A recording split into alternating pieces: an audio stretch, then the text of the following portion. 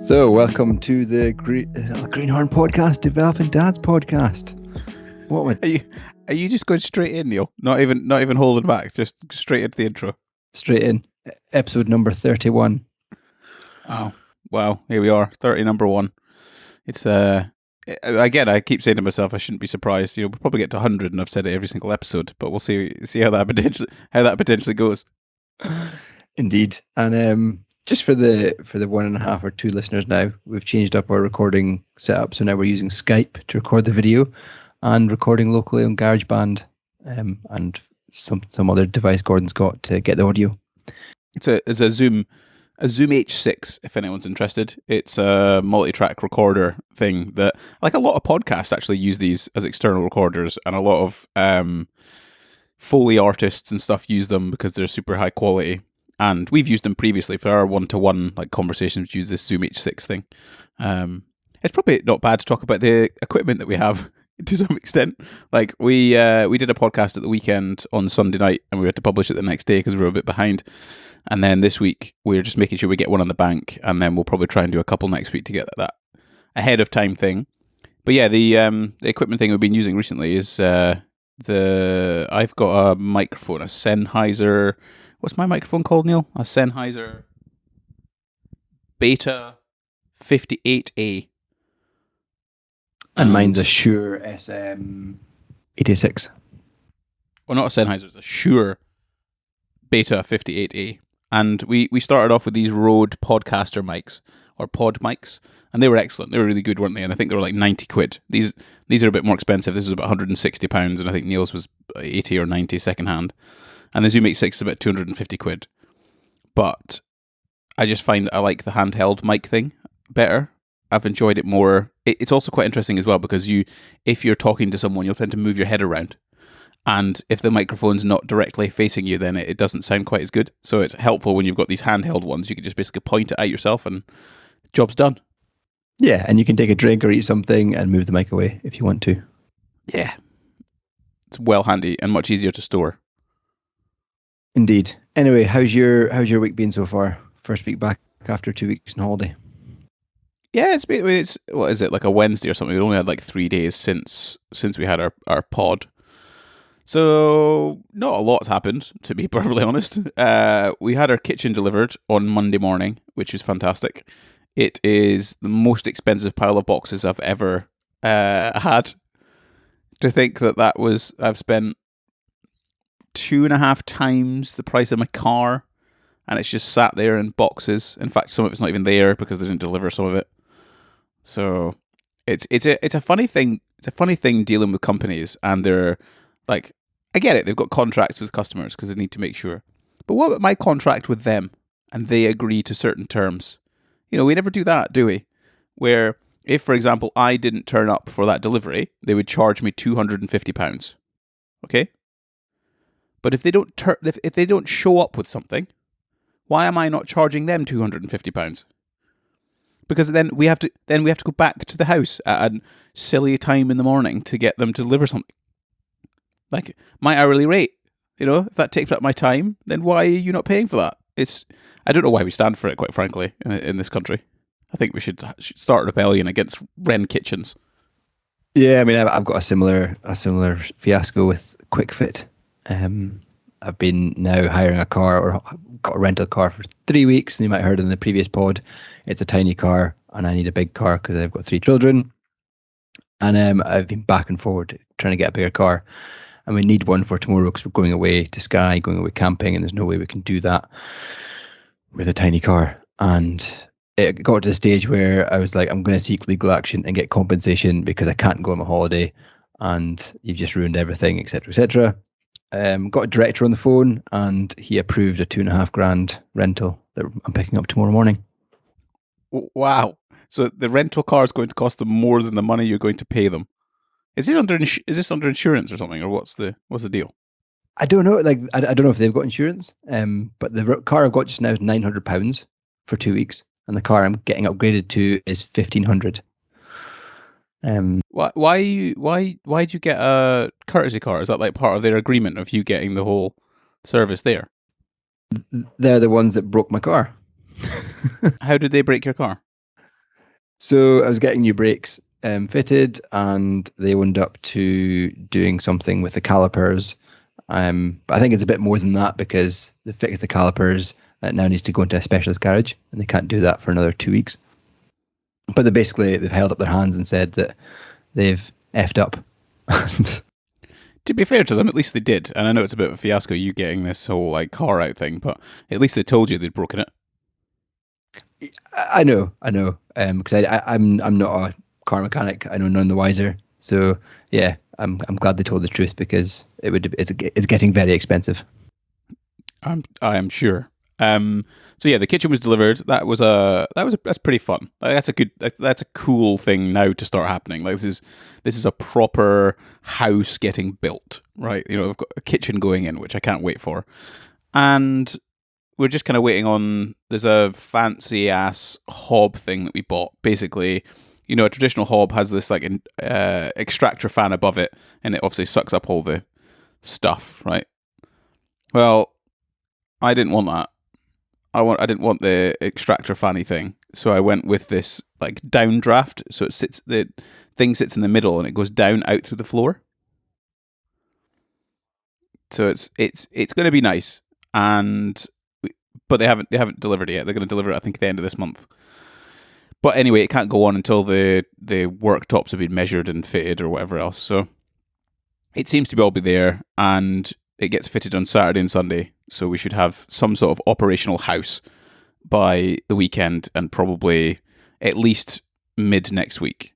And then we can start getting like the flooring people in, and then the measuring team will come in for the worktop things that we've got.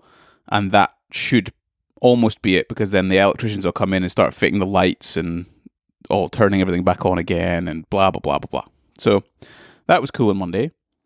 Then Tuesday night, last night, I went out with Johnny, who is an avid listener of the podcast. He's one of my oldest London friends. So he listens to every episode, thoroughly enjoys it. And we got up, just life chat, generally speaking, going through bits and pieces, drinking beer, moaning about life, celebrating life, I guess. Having a few bits and pieces at Hackney brewery station thing, so that was really nice. And it was nice weather as well, so swanning around in shorts and a pair of flip-flops, drinking beer by the canals, which was very, very nice. And that's one thing about London. I know we talked about in the last podcast, Neil. You were like, "Oh, London, you know, it's just I couldn't live there. It's too difficult." But it's bloody nice when you can get a seat outside. It's 30 degrees in the evening. It's still light until a reasonable time, and it serves really nice beer. So it was good. 30 degrees heat at night time, and in fact, Scotland gets more daylight than England or London. So up you. Yeah, but then about next week it'll be -4 and it'll be raining. We'll see. And then today, I haven't done too much today, to be honest. What did we do today? No, not a lot. Are you not back at work? No, I'm not back until next week. Ah, okay. Didn't realise that. Yeah, so just chilling. And then, yeah, that's it really, to be honest. Didn't really do much. Went out for Laura. Olivia's still suffering with jet lag, which we'll kind of get into this episode. We're talking about tips for travelling with babies, which Neil's got plenty of experience with, and I've had a recent trip, so that should be quite interesting. But you've had your entire week off. How's your garden experiment going, Neil? I've been enjoying the Instagram updates. In fact, I've been sitting up all night waiting for them, because I know you're going to start early, start digging, sending me pictures of you sweating. Like, can't wait. Yeah. So it's only 3 days into my garden project, and I have cleared old decking. I've got rid of some fences. I've laid some turf, and it's now ready to. I'm putting some slabs down soon, but tomorrow we're away camping /sky, so that'll have to wait till next week. But good progress. The turf can have a bit of relaxation before kids run all over it and kill it. But yeah, it's been good. I mean, it's been a pretty chilled time. We've been out for lunch a few times, went out for dinner a couple of times. It's just like I was saying to Rebecca tonight, actually, I went for a walk after dinner, and time goes so slowly when there's no kids in the house. Like, there's not a bedtime, there's not like the bath time routine, get the snacks ready, and there's no morning routine. It's just like, yeah, time goes so slow. I've read some of my book, went on a 10-mile run this morning and didn't feel guilty. Just like took my time. It's good. So yeah. This isn't this what life was? Indeed. I can't actually remember the last time I've been without kids. Like all three kids, and just me and Rebecca in the house. No, it's been at least 7 years. Yeah. It's pretty wild. This weekend, there's a couple of dads and myself are taking all our kids out camping. It should be nice. So bonfires, beer, whiskey. Get the kids to look after us. Get the kids to look after us. So is this you play a game where you're like, see those things over there, right? They are special tortoises that need to go on Dad's feet. So what you need to do is you need to run over quietly and then sneak them over here. And then see the beers that are over there, right? Just every time you see Dad's one almost finished, you just grab me one, please. Yeah, giving them responsibility. Giving them responsibility, becoming servants. Yeah, making fires, all that good stuff. So are you? Who are these dads? Are these dads that you've met through various things, or who are they? Yeah, so I don't even know if they listen to the podcast, but one's a kind of long-term friend, known him for a few years, and the other is a nursery friend of the boys that I met and just live around the corner.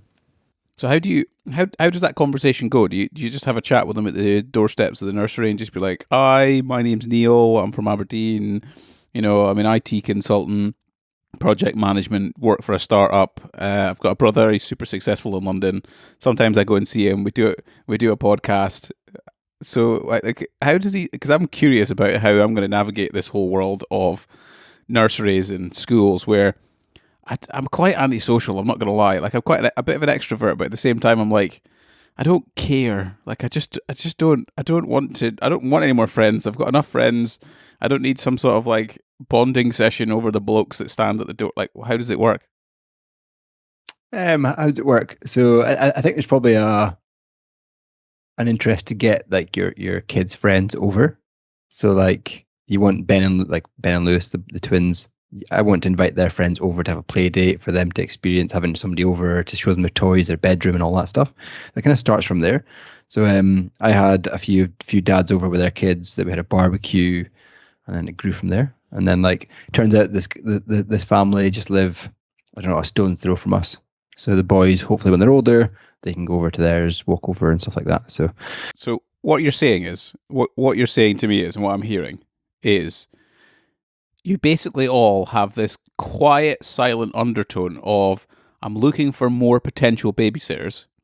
So if I be really nice to people and say hello, is that going to mean that they're going to become like default parents that can look after my kids when I want to go out and get pissed? Yeah, you got to vet that. Maybe not. But it definitely starts with your kids wanting to play with their kids out of nursery and school. And then you're like, cha-ching, this is free childcare. One day. What? One day? What do you mean one day? I'm sure they've got over play dates and sleepovers and stuff. Yeah, certainly Isla has, but the boys, yeah. I fear that since they're twins, they might get excluded a little bit. Like, they're not going to want to have two kids over for a sleepover. It's quite a lot. Well, you're just going to have to dress them up with you can't discriminate against twins kind of t-shirt thing. But that seems like the kind of thing that would happen is you end up, as if your kids make friends with parents that aren't willing to have your kid over, then you have to have their kid over and feed them and all sorts of stuff, because you can't just not feed them, can you? Yeah, I mean, we had, not naming names and giving it away, but we had somebody come over for about 6 months that had dinner with us every night, and I felt sorry for her, but the parents just didn't care. Wild. But that's been your week so far, and so Rebecca's getting a break, and you're taking all the kids away camping. Yeah, so going up to Skye tomorrow, staying with the in-laws, and my brother-in-law's up there as well. Seeing the kids and then taking the kids down to the camping area, Loch Lomond. Very nice. And Rebecca gets the whole house to herself. She does. Wow, look at that! What a husband you are. What are you doing this weekend? I'm working this weekend. Actually, I've got a. I basically, I think I told you about it, but I'm invested in this thing called the PT project, where it's helping educate personal trainers around sort of biomechanics and how to exercise and how to train your clients and going into nuances and stuff like that. So my role within that is to take pictures and make videos and make things look good and edit stuff and that kind of bits and pieces. So I've got a percentage of that business. It's a sold out camp. So the first camp that we've done, 40 people coming. Amazing, like absolutely fantastic. So I'm looking forward to that weekend. I think it's going to be brilliant. And it kind of sets us up nicely for future project stuff that we have for the rest of the year. So that's super exciting. And then I am filming a wedding on Sunday. So I've got another wedding to do, which is kind of it's pretty hardcore. So yeah, the wedding this wedding one as well is a basically it's for Ali's brother, and Ali's brother's girlfriend, fiance, soon to be wife. She runs a charity that helps the third world remove lead from paint, because there's still a lot of places like Pakistan, India, Angola, these types of countries where lead is still in paint. And the reason we don't have it in this country is because it causes like birth defects and mental issues in children and growth development and all sorts of like just horrible problems. Basically, it's like lead is not a good idea. So she's pretty nuts. Like what she's doing is incredible, and raising like millions of pounds for her charity and lobbying government and doing studies and all sorts of stuff. So it's absolutely brilliant. So basically, what I said was, look, okay, I'll do it, but I'd appreciate if you make a substantial donation to like a charity.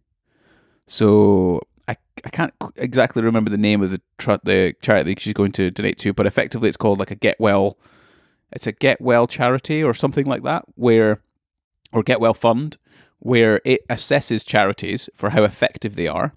So, how many lives do they save based on how much money it costs versus how wasteful they are in terms of their like finances and all that kind of stuff. And they then also find funding gaps. So some charities don't get enough money when they actually could do with it because they save so many lives for so little money that they actually need. So then they'll use that money. So yeah, it's kind of ticking a few boxes, I guess. And it'll be stressful as hell, but it is what it is.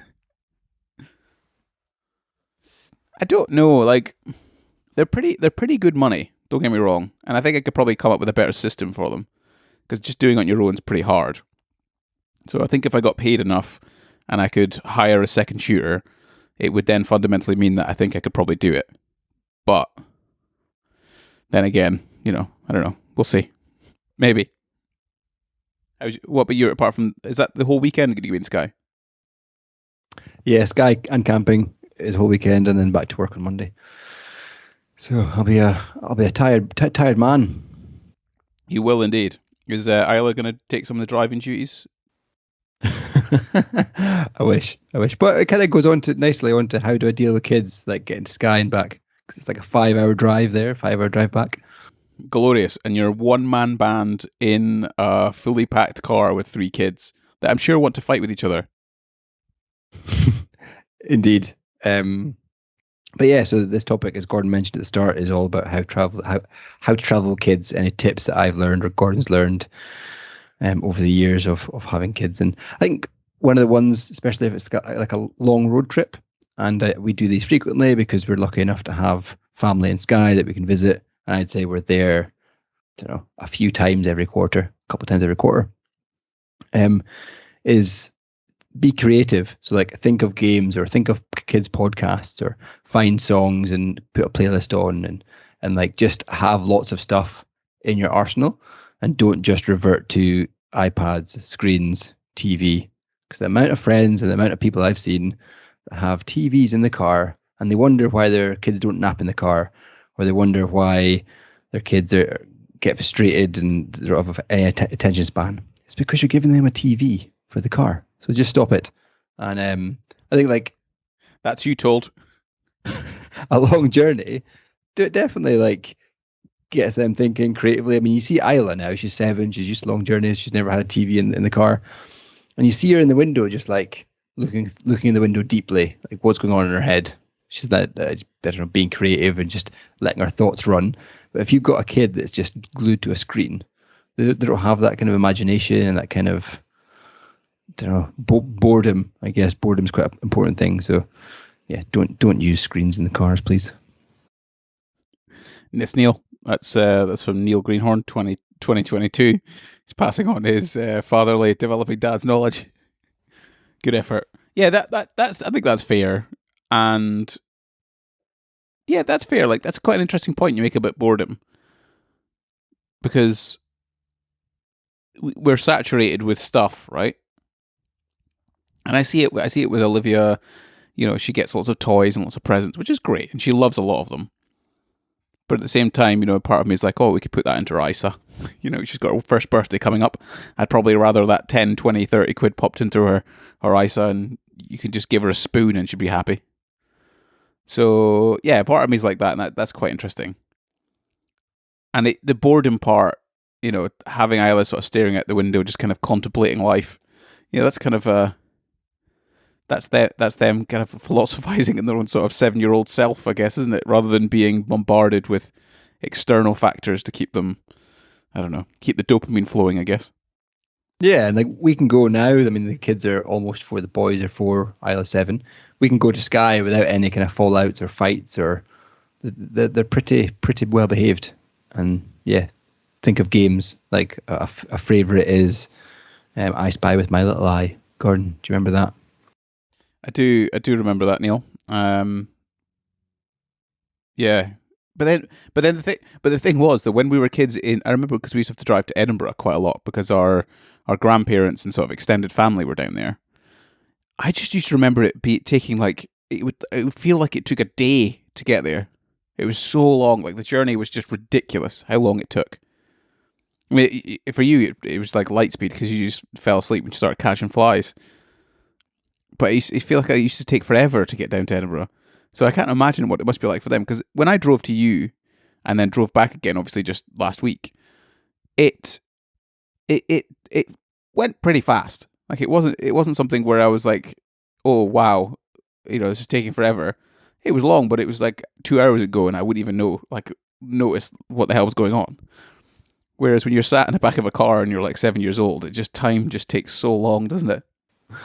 Yeah, and like another kind of top tip we do is find a park that's halfway or en route to your destination. So if we were to drive down to London or something, we'd probably stay overnight. But if it was slightly shorter, we'd find a park and we could have lunch there and get the kids tired out and that kind of thing. And yeah, like getting them to travel early evening also helps. So we tend to, if we do go to Skye, we will leave just after dinner, so say 6 o'clock. Kids are in the pajamas, and generally by 7 they fall asleep and they'll wake up in Skye. So just be a bit more mindful of when you leave and that sort of thing. Yeah, mine are actually centered around basically just the experience that I had when we were traveling to America, and I think it's a bit different to what Neil's experience. I don't think you've flown 8 hours time difference with children, so I thought I'd maybe bestow some information for when Neil does decide to take them all to Vegas when they're potentially old enough. So one, like the biggest one was, and this is kind of a cheat hack thing that Laura did, was like contacting the airline ahead of time and getting that bulkhead thing where they can attach a cot basically in front of you. So you get a bit more leg room, you get a bit more space, and then the kid or your baby has basically got its own little seat, and they don't have to sit in your lap. And you just have to phone them ahead of time and just tell them you've got a little child, and they'll, generally speaking, most of the time allocate you that space. And although she didn't actually sit in it much in hindsight, it was very good. Like it was helpful. It was there, and if you needed to sort of nap, we could sort of put her in that. But that made a big difference. And you know, you'd be really surprised at how much airlines generally cater for you. You know, they'll let you get on the plane first. They'll give you a little faster line. Security is a little bit easier. People are a lot more kind of okay with you going slowly at things. getting on the plane, like the Virgin staff that we flew with out were just, they couldn't help enough. They were just like always asking about how can they make our lives more comfortable. They didn't give us the upper class upgrade that I was hoping for, but we got a little baby, so it's one of those things. So it was really good, and yeah, just like phoning them ahead of time just makes such a big difference. Because have you flown with the kids much? Yeah, well, London with Isla a few times, and we all went to France. Maybe boys were 2 or 1.5. So That's when they're free. That's the best time. But then you've got a kid in your. It is, yeah. It's about a 3 hour, depending on where you are in France. Yeah. Oh, fair enough. This was a 10-hour flight, so. did you have any like really grumpy, like, I don't know, adults that just didn't have time for kids or give you daggers or? No, not really. I can't think of any anyway. Like there wasn't anyone that was kind of looking at us going, "Oh God, there's those parents there with a kid." And I would say, and I'm obviously very biased in this viewpoint, but I would say Olivia was the best behaved of all the children that was on the flight, because there was one kid. Again, it's kind of like, I try not to be this comparison knob dad who looks at other kids and go, "What the hell are they doing?" But sometimes it's hard not to, because there was this kid that was there. I think the baby was probably maybe just over 2, maybe walking. So there was something going. Like it was definitely like 18 months to 2 years old, and the baby would just screech, and I mean like screech. And guess what they were sat doing? iPad. Exactly, the whole flight. Yeah, well, yeah. Like my point exactly. Give an iPad to a kid in a car, it's a nightmare. Yeah. So just sat listening to that. So, and Olivia was great. Like she'd play with little toys, and we'd read her a book, and she'd be squirming around, of course, and she wanted to play and stuff like that. But there was no screaming or screeching or shouting and whatever else. It was just kind of, she was pretty chill. She's pretty good. So that was good. What about coming home? Because that was a night flight, wasn't it? That was somewhat trickier, and I think trickier not so much for Olivia really. The takeoff, she was not happy because he was trying to settle, obviously, to get to sleep, because it was a night flight overall.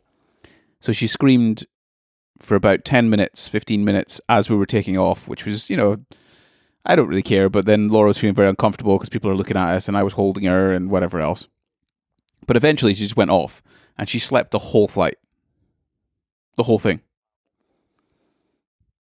Pretty much. We'd swap over every so often, and then do various positions, but she'd wriggle an unbelievable amount.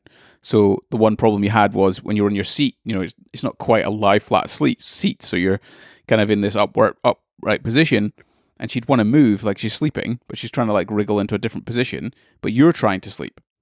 So then how do you what, you can't go to sleep because if you drop her, what the heck do you do? And then she would do this stuff where, because she was moving around so much, she'd sit up in your arms, but eyes are completely closed, and then she'd just flop back down again, like headbutt you, basically. So that was a bit weird. And then you're trying to eat your food as well, because obviously they're delivering you food while you're doing it. So from my perspective, it was really difficult because I was just knackered because I didn't sleep because I was holding her. But she slept the whole way. So from that outset, it wasn't a problem, really, to be honest. It was absolutely fine. Yeah, what about? I mean, we've all experienced it, or me and you. So when we went to France, we had to take 3 car seats, some travel cots, and we had so much stuff with 3 kids. It's just mad. But again, you get priority with boarding and stuff like that, but it's just the logistical nightmare of carrying everything. It is, yeah. We had 4 adult sized suitcases. One of them alone was Olivia's, and the other 3 were for 4 adults.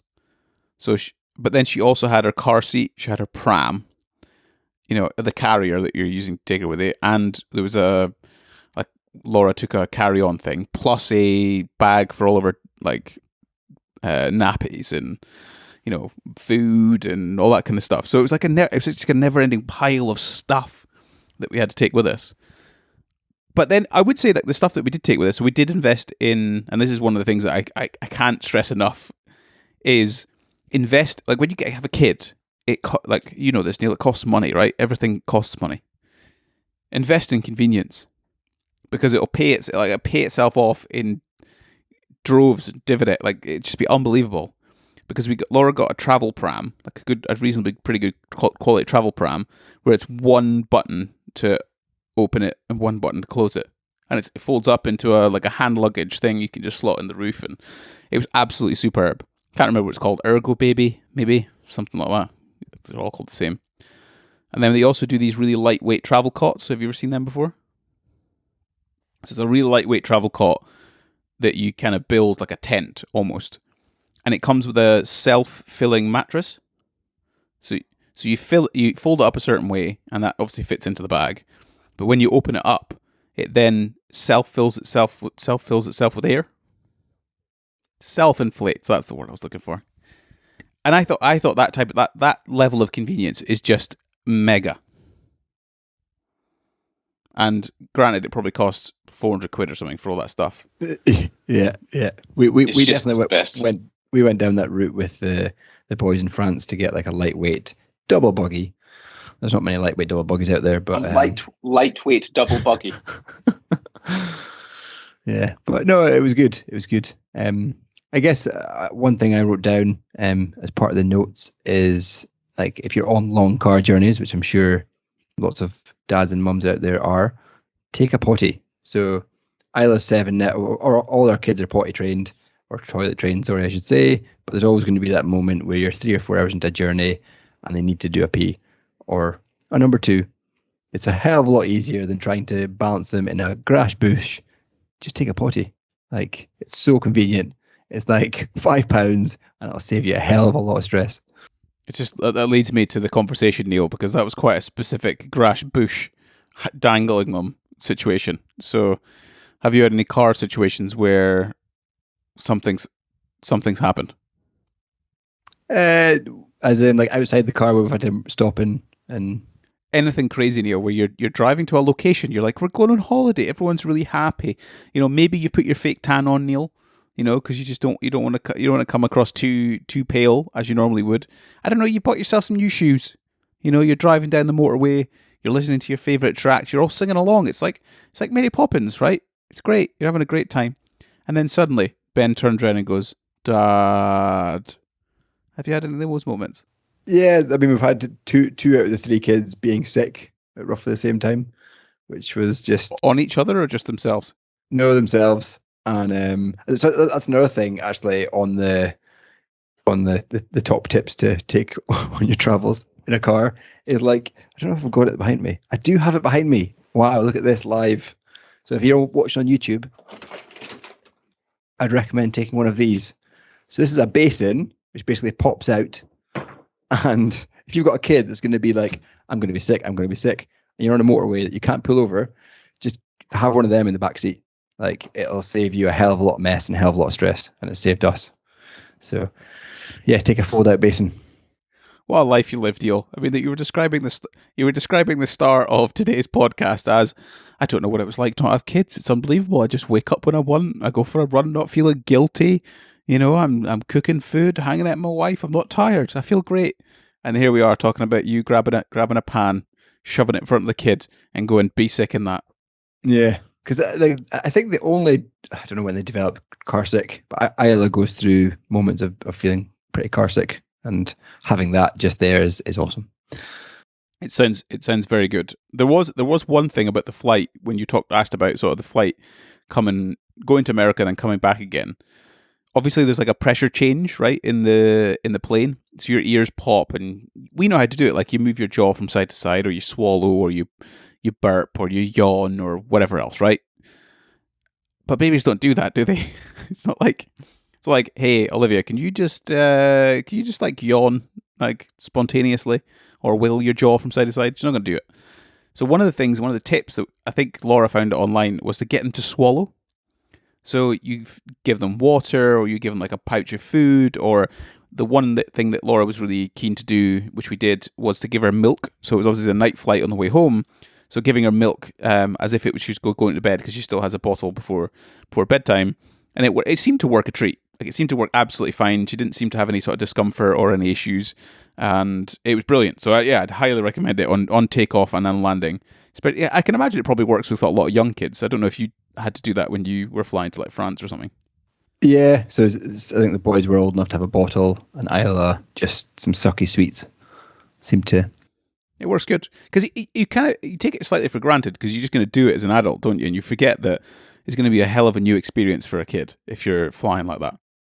Yeah. Sweet.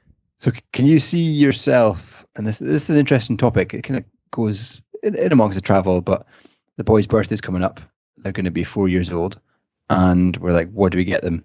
Lewis has been, basically for the last 6 months, 8 months maybe, has been on at us because he wants a blue iPad, like Isla's, but blue.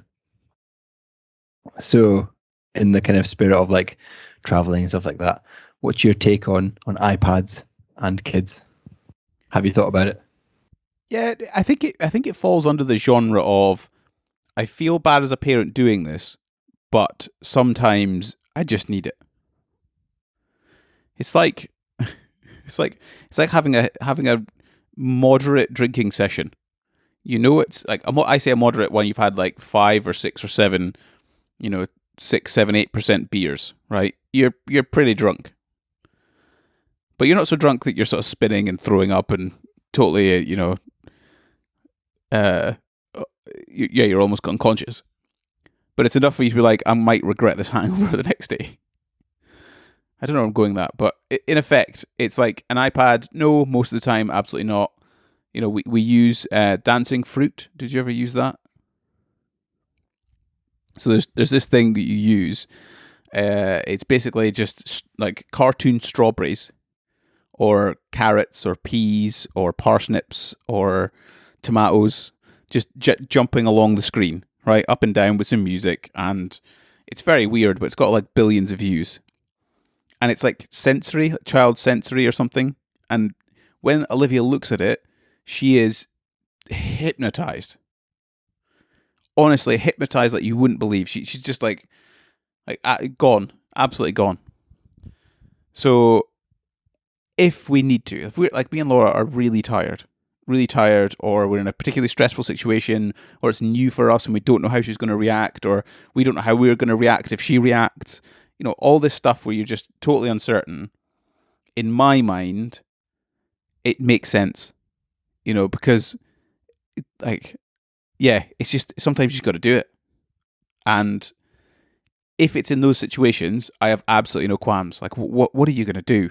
Are you going to allow Olivia to scream her head off the whole flight and she'll get super upset? Or if you literally give her like 5-10 minutes of this hypnotic fruit, it'll calm her down, and it'll be absolutely fine. And I think also, like, sometimes I think when we're going through the witching hours of her early sort of 6 months or whatever else, or even earlier than that, putting a dancing fruit on for 10 minutes before maybe getting close to bedtime would just give us a little bit of relief, just to, get to the next stage, which is get her upstairs, get her in the bathroom, get her bathed, then bottle, and then book and sleep, right? So sporadically, my opinions on it, sporadically when needed. And then I guess, this is quite a long-winded answer, then I guess the other thing is technology can be a tool to help teach children. So, I guess there's a coordination there from a parent to work out, are they using it to just distract themselves and be entertained by something that gives no kind of reciprocal or a response like an adult can or another child? Or are they learning computer programming or building or something? So, yeah. So I mean, I did a bit of research. It was last night actually, so it was really fresh because Prime Day. There's lots of Prime discounts. Yeah, I got some stuff. And like a lot of people say, like, don't encourage. I mean, we've never had YouTube in front of our kids, because especially at Isla's age, she just scrolls and scrolls and finds something different, and it's just stupid stuff. So yeah, YouTube's kind of, I'd say, banned in our house. But they recommend for tablet use for kids is don't put like movies and TV shows on. Put creative games and things that'll stimulate their mind. And another key thing is to monitor the time they spend on it. So like they recommend that there's been, I don't know what scientific backing is, but an hour a day for kind of between the age of 4 and 10, I think it is. And an hour's I think a suitable amount. So yeah, we've actually gone down the route of getting 2 Amazon Fire Kindles for Ben and Lewis. Look at you, Neil. And I can't wait to see their faces because Lewis has been asking for one for a long time because they see their sister use it occasionally, and she builds houses, and she's got this like drawing thing where she'll draw on a pad of paper here, and it uses the camera to animate it on the screen. So like there's loads of creative stuff to do with them. But there is that thing, right? And I think Denise, my mother-in-law, is very strong on the idea of like colouring pencils and pens and, you know, paper and, you know, toys and all sorts of bits and pieces. So I think we've already got a strong influence on that front and plenty of ideas that I think she's already has. So to me, it's the last resort sort of thing, I guess, because you can still pull out a bunch of stuff. There's so many things you can potentially do. And I guess sometimes it's probably just more of a relief for the parent if they've had a really tough day or a tough thing or something's happened, you know. But if that's your first resort, I think you need to reassess what you're doing. Oh yeah, no, I definitely agree. But we've got to be mindful. So Isla in school uses an iPad for her education, and I think from P1 she started using it, and the boys are going to be going into P1 middle of next year. So there's a part of me that I wouldn't want our boys to not know how to use a bit of technology that they're now going to be expected to use in school. So we've got to go with the times. Like our parents and even us, like we didn't have screens when we were our kids' age. But I think to be a responsible parent, you've got to think of what they're going to be using in school. And as I say, even in P1, there's tablets. You got to move with the times. You know, you can't be stuck there, Neil, going, "Oh yeah, when we were young, you know, all we did was make bonfires and build dams and burns." Yeah, agreed. But not for the car. Keep technology out of the car and just let them. That's fair. We obviously had the 8-hour time difference, right? And when you're driving to Skye, it's obviously not a time difference whatsoever. You're still in the same country or same state, I guess is probably a more technical term for it. But flying to Seattle with a baby was kind of interesting. But what we found was, and it's very obvious, it's similar as what you do for an adult, is from a jet lag perspective, it's all about sticking to the schedule. So you just adopt their schedule onto the new time zone. So I think Olivia would have been, when we arrived in Seattle, it was maybe 4 p.m. their time. So that was midnight our time. And she'd been up since, you know, 6:30 UK time. So she's done 20 hours nearly, pushing 20 hours, 18 hours. And that's not like her. She does, you know, 6, 7 in the morning till 7 p.m. at night, and that's it. So it was kind of interesting. We just kind of basically just pushed her and just kept her entertained, kept talking to her, kept moving her around. And I think she managed to keep up with us. So she did well. She got very upset to begin with on the first night. But from then on, absolute gem. And we just stuck to that schedule, right? It was always like, get up at this time. And even if she was asleep, wake her up. Even now, when we're all trying to get over this jet lag, with her, it's again, like, she pushes to about 8 a.m. now in her sleeping, but we get her up at 8 a.m. You know, when she has her nap, we put her down and get her up at, you know, after an hour and a half when she's sleeping. So that schedule thing's so important. Like, you've just got to try and push through. And if you can get to it, it'll make your holiday so much better. Yeah, no, agreed. So are you still struggling with jet lag? Oh yeah. Like I was up this morning. I think I woke up at about 1:30 and I just couldn't go back to sleep until about 4. Yeah. It's pretty. I'm knackered right now. Just sat here talking to you. I'm pretty shattered. But it's just part of it, really. I guess it's 8 hours is a long time. You know, right now it's just gone. It's approaching 1 p.m. in California. Like, it's lunchtime. That's a big time difference. Because when I go to bed, for example, if I go to bed at 9 o'clock, 10 o'clock tonight, it's just gone. Yeah, it's just gone 1 o'clock / 2 o'clock in the afternoon. You know, and by the time I wake up, they're about to go to bed.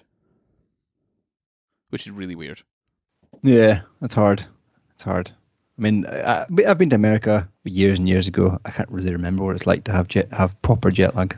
Oh yeah, you have been to America since we went to Florida. No, me and Rebecca have been to America, the Caribbean. Oh yeah, yeah. So we've been to a few like exotic places. You went to Florida, didn't you? Yeah. So you've been back since, but only once in the past 20 years. Oh wow! All right, I'll have to take you. That's the next one. Developing Dad's podcast in New York. We'll see. No, Las Vegas, I think we said for our 40th. Oh yeah, that's 5 years, Neil. You can save up £100 a month. That'll do you. I'll give you $6,000 to come to Vegas with me. Quick maths. Well done, Gordon. Tired. I'm just smarter than you. Anything else on your list? I don't think so. I think I've covered my top tips for traveling with kids. How did you feel about this topic? Because obviously we've got our podcast that we've been doing. This is 31 episodes now, so we come up with various different ideas and things. Which ideas do you like more or worse or better or less? I think ones that challenge me to think and like, get deep are probably my most favorite. Do you like to sort of expand on some philosophies and talk about some things that you've been considering thinking about? Yeah, I mean this one was okay, but maybe it didn't warrant a full podcast. It didn't warrant a podcast? A full podcast. Oh right, yeah, maybe it could have just been a review of the holiday. That's what it could have been, a review of holidays, maybe. But this is kind of like, I guess that's just part of like trying to think of content that's potentially valuable at the same time as just two people having a conversation. Because I think Johnny was saying about it last night. He was just like, it's just nice to hear two people having a chat. Indeed. And he was also amazed, when we went to Gela. Do you remember Gela in Rome we went to for that World Powerlifting Championships? Yeah. He was just like, because you were 24 then, I think, weren't you? 25? You just had a baby. You had a baby. Like, you were still young. Yeah. And he was just like, we gave him such a hard time. He's like, I felt so sorry for him because what we didn't realize was like Johnny was like 35, 36 when he had a kid. Wow. And we were like, he was so young. He was like 24 having a kid. That's mad. Yeah, it's mad. But now I'm the youngest dad on the block, which is cool. But does it give any special privileges apart from maybe some of the women looking at you? Sports day. What, in the boxing ring? Like when you have the dad's boxing match? The dad's egg and spoon race. It's always going to be the youngest that wins. Yeah, but then, well, not necessarily, because the thing is, once you have a kid, I mean, you would have done it. You'd have put a bit of the chunk on, wouldn't you? Yeah, I mean, I'm 80 kilograms now. I think I got to like 87. Yeah, so you put a good stone on. And I think then sometimes dads just keep going. Yeah. I'm now below 80, so yeah, they don't stop. So I think it's basically you're just younger, but you also just don't eat crap for the following 5 years, which meant you can actually see the bottom of you can see your toes, but you can also see your knob when you look in the shower. I'm my 4-pack. Exactly. What if you want to go deep again? We've got our list of our topics on our notes. Which one would you potentially like to explore? What would you think would be good? We've got all sorts of ones like why doing this podcast, best books and why, in 5 years, things we've seen this week. Do you want to do that type of one? An apocalyptic podcast.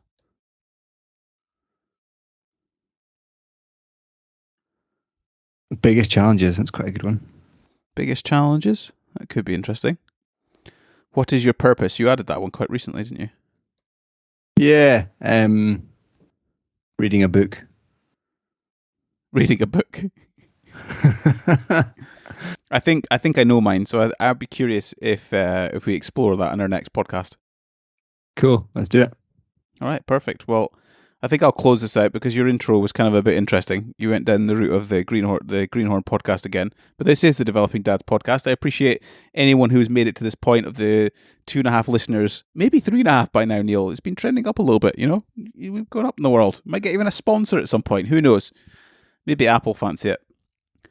But either way, thanks very much for listening. This was it was just a fresh out the traveling bug thing that we were up to. So I felt like it was quite a good thing to talk about because there's a few stuff that I learned certainly over the time. You can, as always, find us on all of the usual podcasting platforms from Apple Music to Spotify and Google Podcasts and all that kind of stuff. But basically the stats say that everyone just listens to it on Spotify or potentially Apple. But that's it, iTunes. You can also find this episode on YouTube, so if you'd like to see our stunning faces, Neil, throughout this entire actual episode, this podcast of episode number 31, has looked absolutely riveting. He's looked like he's really excited and happy. He's obviously very tired after building his outdoor kitchen barbecue thing, and you think he's going to just he's probably going to go to bed now, isn't he? I'm not. We're finishing off a series. Finishing off a series. So you've left your wife downstairs waiting to watch this series. Well, if you don't follow us on Instagram, do follow us there. Any questions, queries, Neil one day might post another reel. We don't know. Maybe find out in the next episode of the Developing Dads podcast. Neil, it's been a pleasure as always, and I'll see you in the next one. Thank you.